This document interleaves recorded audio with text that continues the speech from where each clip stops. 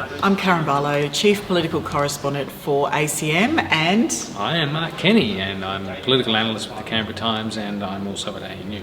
And we've been in the budget lockup. And what do you reckon about the budget, the second Albanese government budget?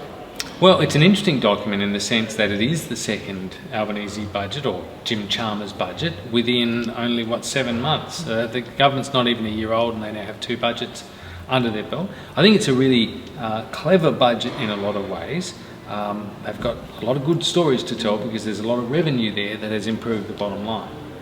But there are some risks as well. But top line, $4 billion surplus, where did that come from? Yeah, exactly, and that hasn't happened for 15 years, and I reckon there'll be a few people on the other side of politics who'll be saying, I wish we could have done that. And in fact, they could have done it. But we know that governments have been talking about, delivering surpluses. Wayne Swan was going to deliver surpluses in 2012, it didn't happen.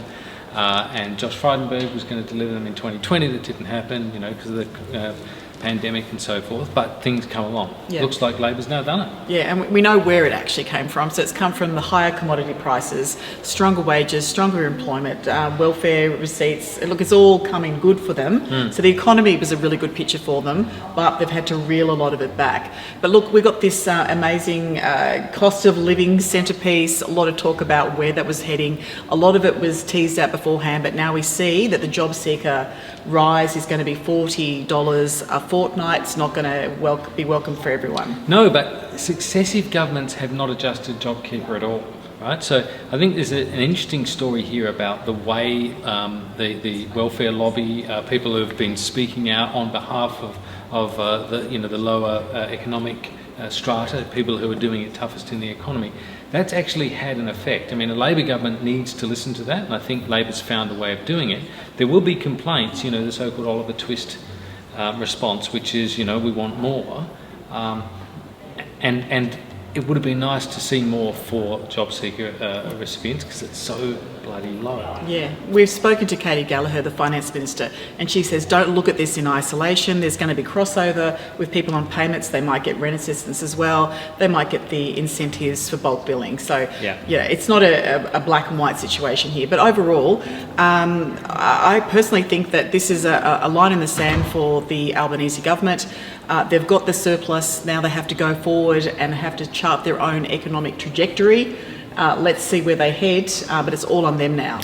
Yeah, I think that's true, but we do see the logic of that October budget now because essentially what they were able to do in October was bank all of the revenue upgrades that they were getting, that is more money coming into the budget.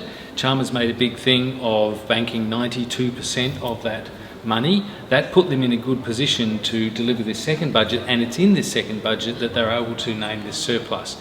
Now that means that the coalition can't say, these are all the results of decisions we took. That's actually very clever by Labor. I'm not saying that they thought it through in exactly that way, but they have taken control, as you say.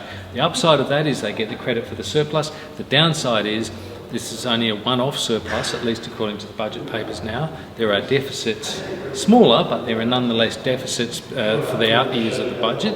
And the conditions could get worse, Karen. I mean, we could see interest rates go higher, we could see inflation worsen or stay high.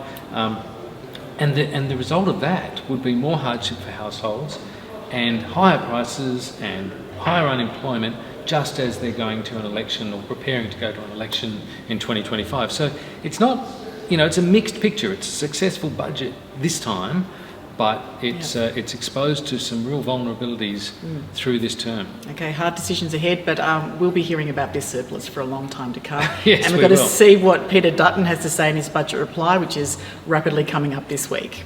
Thanks, Mark. Thank you, Karen.